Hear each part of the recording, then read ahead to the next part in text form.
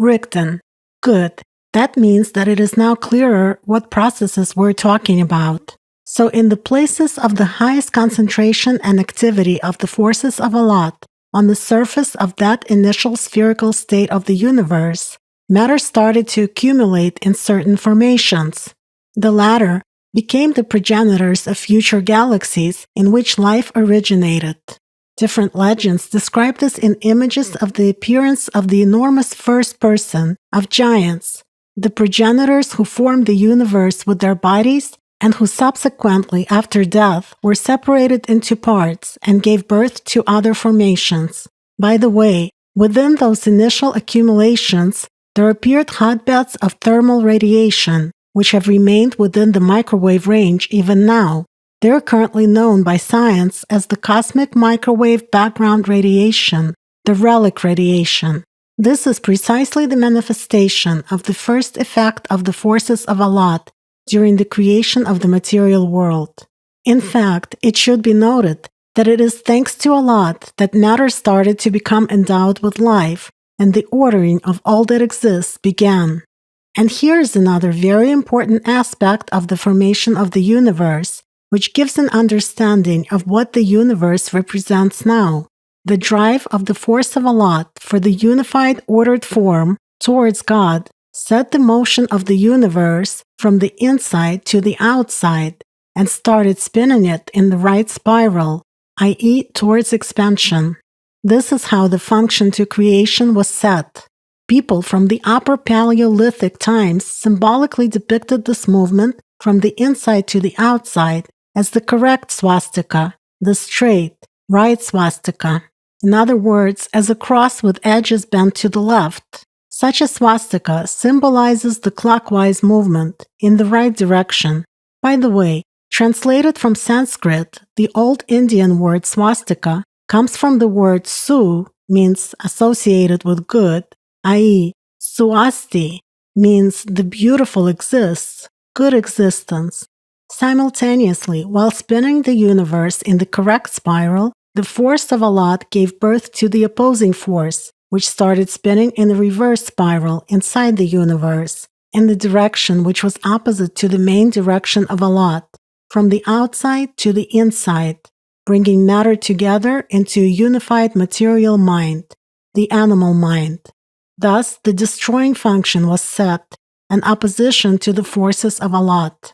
Peoples symbolically depicted this motion from the outside to the inside as the incorrect, aggressive reverse swastika, i.e., as a cross with edges bent to the right. Such a swastika symbolizes the counterclockwise movement in the left direction.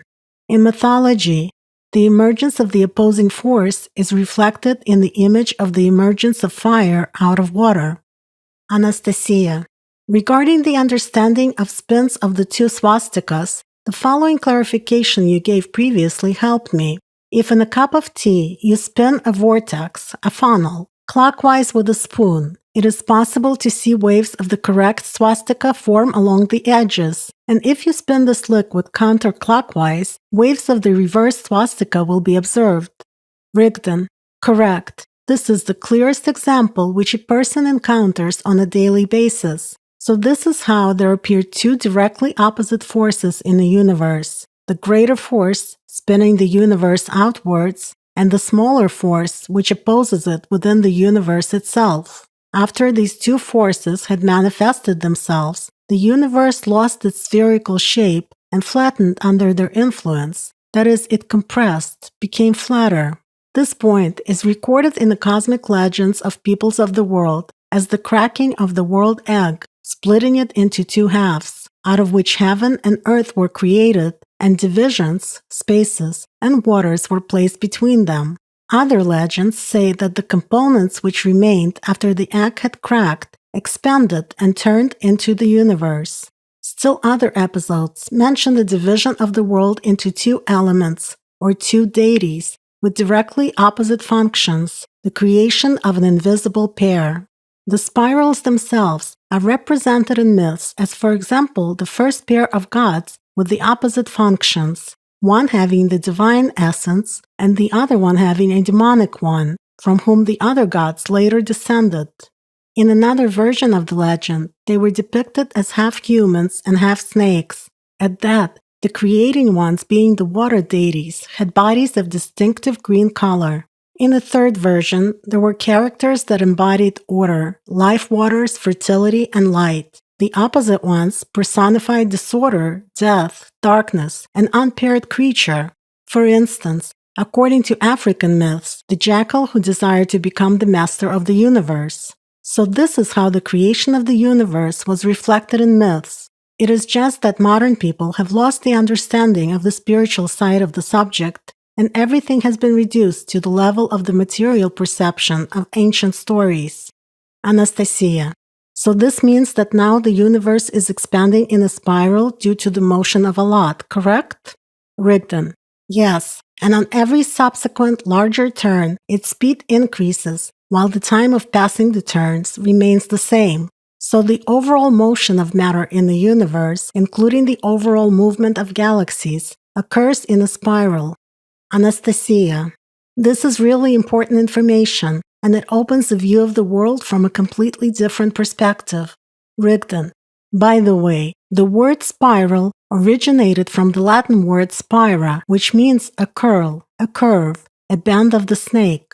This last name came from the East, where the snake was considered to be a sacred animal and where many things related to the invisible processes of the world were explained to the people back then in the clear examples of the visible world. For instance, the spiral movement was explained through the visual example of the coiling of the snake. In spiritual practices, many things are also connected with the spiral movement of energy. For instance, in the East, in ancient India, the hidden tremendous potential power of man is symbolized by the Kundalini energy, the repository of which is located at the base of the spine. Since ancient times, this energy was depicted as a symbol of a sleeping serpent, coiled in a spiral 3.5 times. By the way, the word Kundalini is translated from Sanskrit as a power coiled in a spiral, coiled in the form of a snake. The awakening of the dormant Kundalini serpent and its activation are considered to be one of the highest achievements in spiritual practices. But in fact, as you already know, it is only another stage in the spiritual development, just another step, no more than that. I should mention that in the myths of various peoples of the world, the symbol of the snake has been associated with fertility, with the feminine creating power, with earth, air, water, fire, especially heavenly fire, as well as with wisdom. Now compare this with the information you already know, for example about cell division, the motion of the electron, air cyclones, anticyclones, and whirlpools, or with the function of spiral structures, for example DNA, which is connected to the long-term storage and transfer of information. There you have a symbol of wisdom. Yet, this is only a small part of what is known today. There is a lot of knowledge, for instance, about the Earth, outer space, and galaxies, which people have so far associated with primitive mythology, because modern science has not yet perceived the phenomena described in it in the language of associations. I wouldn't say that this knowledge has been preserved in myths in its initial form, but it can still be understood even with the existing touches of human fantasy if one knows the essence of global physical processes. Anastasia, if possible, please give an example of such knowledge. Rigdon, all right, let's take for instance the cosmogonic myths of Europe, Asia, Africa, or America. Many of them are connected with the image of the coiled serpent. Specifically, if you get to the core of at least the legends of ancient India with which you're familiar, for example, with regard to the world thousand-headed or seven-headed in other interpretations, serpent Shesha, you can understand a lot. After all, according to the ancient legends, he not only supports the earth, but thanks to his countless coils, also serves as a bed for God Vishnu. Furthermore, the legends describe that with his countless mouths, he is constantly busy chanting the glory and the name of God Vishnu. Anastasia, yes, Vishnu is one of the highest gods in the Hindu mythology. Brahma, Shiva, and Vishnu make up the divine triad, the Trimurti. that is 3 forms in Sanskrit. The name of Vishnu in the Indian tradition is interpreted as all-embracing and penetrating everything, as the universal revitalizing principle. Rigdon: That's right. According to this legend, it is believed that at the end of every world cycle, the serpent Shesha spits out the poisonous fire which destroys the universe. Then Vishnu falls asleep, resting on that serpent which floats in the world causal ocean. When God Vishnu awakens, he contemplates a new creation while reclining on the coils of the serpent Shesha. Then a lotus grows out of Vishnu's navel. From the lotus, Brahma, who creates the universe, manifests himself, and a new world cycle comes. Interestingly, the permanent epithet of the serpent Shesha is Ananta, meaning infinite. Anastasia: The serpent personifying infinity. Ananta is a symbol of infinity. I wonder what if we assume that the serpent's coils mean the spiral movement of energy? Rigdon, smiling: I will say even more. In some myths, the serpent Shesha is seen as an illusion of Vishnu, whereas in others, as a part of Vishnu. Just read more down-to-earth myths, such as, for example, the one about the Egyptian serpent Nehanta that surrounds the earth, or about the Scandinavian Midgard serpent Jormungand, who, according to the legends, lives in the ocean and encircles the whole earth. Or take the mythology of the West African peoples. For example, of the Dogon, they mention that the earth is surrounded, like a rim, by space with salty water. All this is entwined by an enormous snake biting its tail. In the center of the earth, there is an iron pillar, and the earth's disk revolves around its iron axis during the day. Or take a look at the myths of the Indians of the central part of South America, according to which there were times when the sky fell down to the earth, and only the serpent who coiled around the sky and the earth was able to separate them.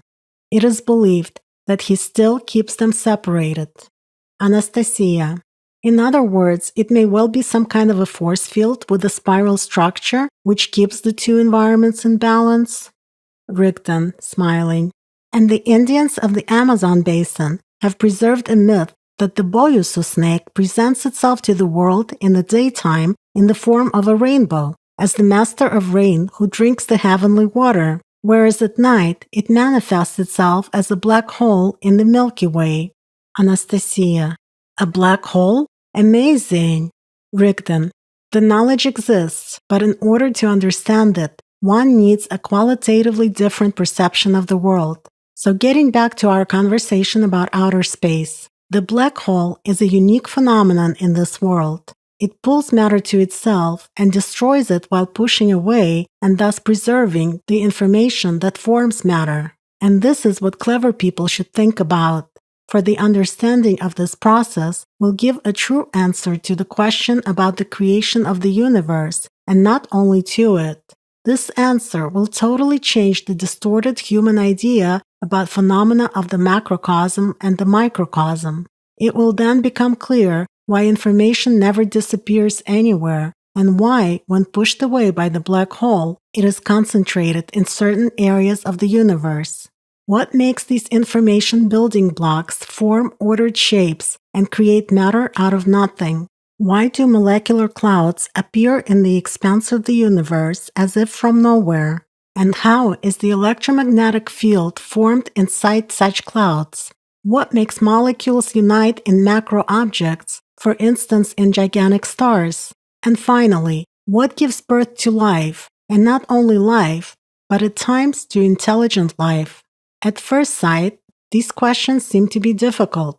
However, if an inquisitive human mind compares all the previous knowledge given in your books with what I've just said, and uses the foam plastic building blocks of his brain a little, many things can change, at least in people's lives. On the other hand, I haven't said anything new. All of this was once known to mankind. Anastasia: So people knew about the existence of information which creates matter.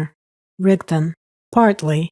For instance, in ancient Egypt, this knowledge was inscribed on golden tablets as a heritage for descendants. Later on, people called such heritage the books of Thoth. Though the tablets were eventually destroyed, or more exactly melted, because most people have always valued gold more than knowledge.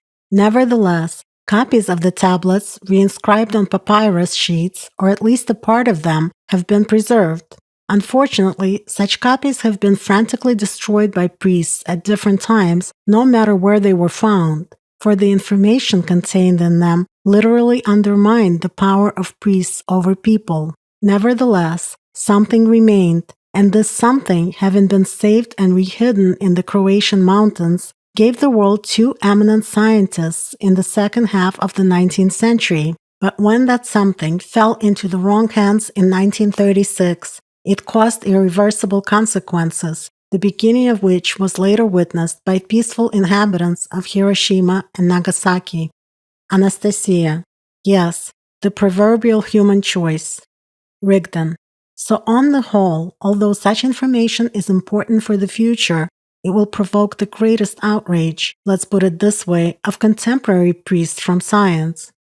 Anastasia. Priests from science? Rigdon. Yes, I mean those whose aspirations are directed not towards the advancement of science, but rather towards keeping crowns on their heads, and who believe that their opinion in science is unshakable. Certainly in public, they will simply fly into a rage while trying to lynch this knowledge, and laughing foolishly at the truth will hide their fear of it. Anastasia. Still, there are real scientists in the world who yearn to know the truth for the sake of the truth itself, whose consciousness is not blinded by such opinions of authorities. Rigdon. Undoubtedly, this knowledge will eventually find those who are indeed the real scientists. People will begin to verify this information, compare it, and in the end they will reach the truth. An inquisitive mind, seeing the direction and the already available knowledge, can discover on its own everything that I have deliberately left unsaid, thus opening its own way to knowing the truth. As for authorities, no authorities can exist in real science. Real science is the process of knowing the truth, and not a means of attaining power. Once this information about the black hole and about the heaviest micro-objects in our material universe gets confirmed, this can be done even with modern equipment, these discoveries will not only give answers to the numerous unresolved questions of modern science, beginning with the origin of the universe and ending with transformation of particles in the microcosm. It will radically change the entire understanding of the structure of the world, including everything from micro to macro objects and the phenomena which they constitute. This will confirm the primary nature of information, of the spiritual component. Everything is information. Matter does not exist as such. It is secondary. What is primary? Information. The comprehension of this will change a lot. It will give rise to new trends in science. But the main thing is that people will answer the question of the real structure of the human being. After all, the knowledge about the human essence and the general energy structure, which is different from the physical body, is still being kept secret. Such an understanding, in its turn, will radically change the worldview of many people from the material to the spiritual one. Anastasia. Yes, this can indeed change the course of the human civilization towards true spiritual development. Rigdon, smiling. If only people could hear you. Anastasia. I'd like to believe that people will indeed hear this. After all, this knowledge is so unique. Rigdon. This knowledge is unique for a person only when he already understands much beyond the patterns of the material world, and when his soul aspires to go beyond the horizon of events. But so many people, so many times, the knowledge has been given at different times. People tend to lose it with time. And why? Because the human mind complicates the simple so much that it becomes unable to see the truth anymore. There is, as it happens, one ancient Indian parable in this regard. It dates back to the time when women not only had equal rights with men, but their spiritual wisdom was highly respected. Once upon a time, there lived a woman, a mistress named Virya. Translated from Sanskrit, this name means knowledge. She had a disciple, whose name was Amrit, immortal. When the disciple had grown up, Mistress Vidya told him, "You have grown up. Now you can control your thoughts and emotions and subdue your anger. Go now and see the world. You're ready to find and know the single seed of the truth." Amrit asked, Mistress Vidya, I am grateful to you for your wise words and good deeds. They have taught me a lot, but give me at least a hint where to look for the single seed of truth. Mistress Vidya only smiled and replied, "Listen to your soul. It will lead you in the right direction." No sooner had Amrit reached the big city than he heard the news that the emperor of the land was holding a great council of sages to discuss the meaning of human life. The winner would be awarded a great prize, 100 cows with their horns adorned with gold. Amrit went to the council, hoping to get an answer to his question of where to find the single seed of the truth. But something unexpected happened. When the sages were asked what is the meaning of life, each of them answered in their own way. One woman among the sages said, "This world for people is nothing more than a temporary abode.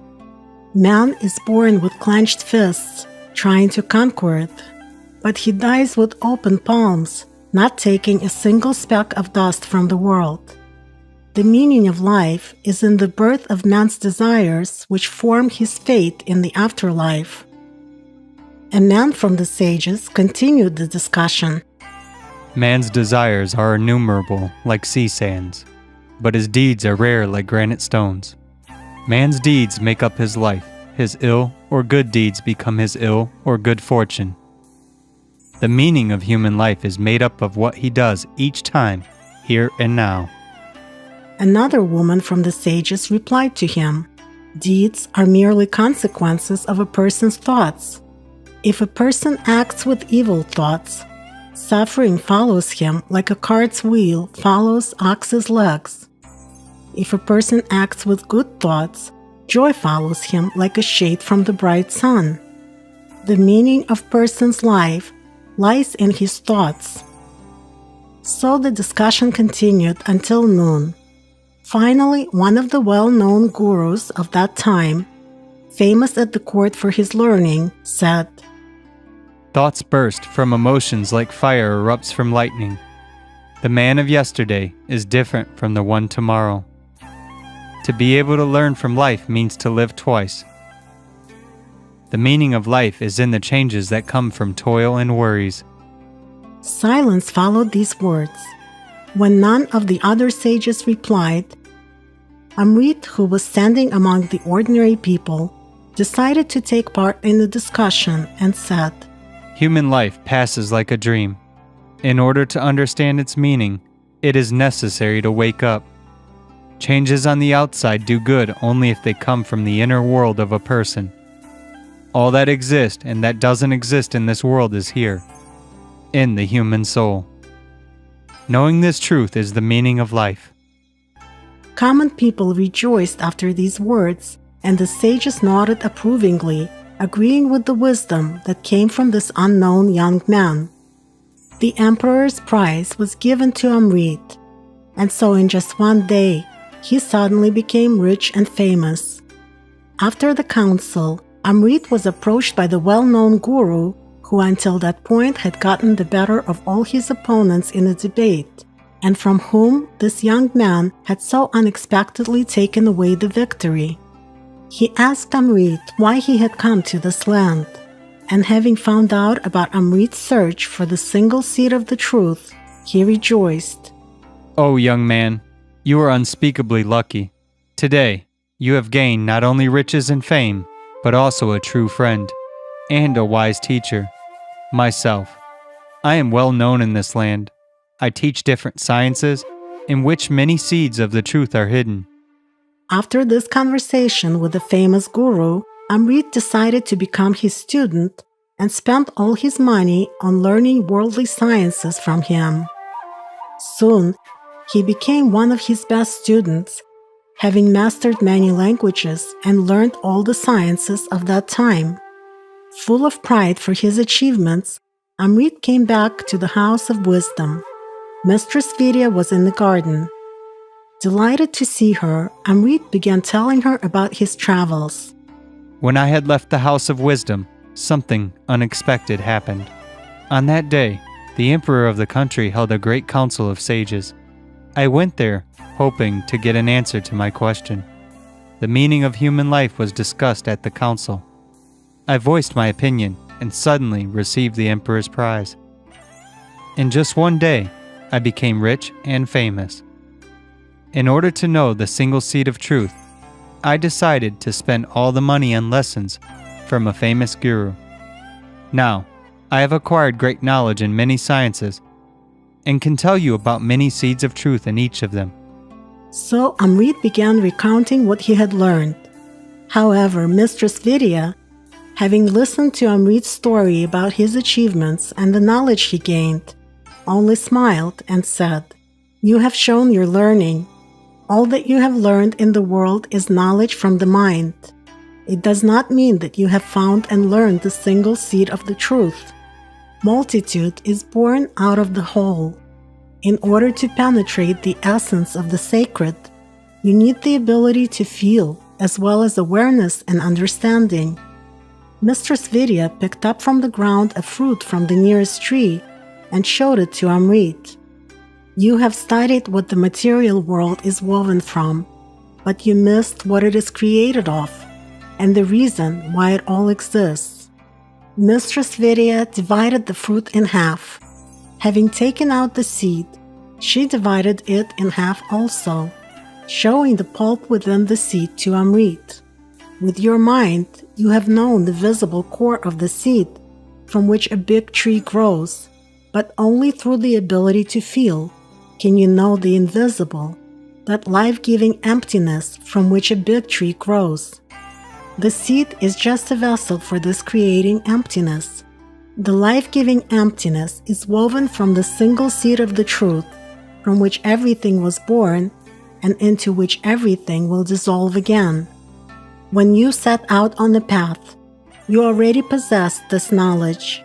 Thanks to it, you gained riches and fame. But you used the riches for the mind, while riches are given to understand responsibility. The riches of this world belong to this world in which everything is transient and is subject to death. Had you used the riches for the benefit of people, you would have found and known the single seed of the truth, a part of which exists in you too. But what should I do now? Amrit murmured nervously. I don't have the riches anymore to amend my mistake. To which Mistress Vidya replied, "Continue your way from the point where you stopped. Continue your way building on the experience which you already have. You have acquired worldly knowledge which people value and thus perceive the visible world. Go and teach people this knowledge and show them not only what the visible world is woven from, but also show them what it consists of and why it all exists." Amrit was surprised. How will I show people what I do not know myself? Mistress Vidya smiled. "Become the one you don't know. Become yourself, for you have a part of the single seed of the truth in you. Human is just a vessel for the soul, the source of his essence. Find that one and perceive it. This is the most important thing. Once you perceive the single seed of the truth, you will know yourself." Amrit asked, But how do I do this? Mistress Vidya replied, "Use your mind for the benefit of people and gain experience. When your deeds coming from feelings for the sake of the truth outnumber words said for the sake of the ego coming from your mind, then you will perceive the single seed of the truth." Anastasia. This is an interesting parable and relevant at all times.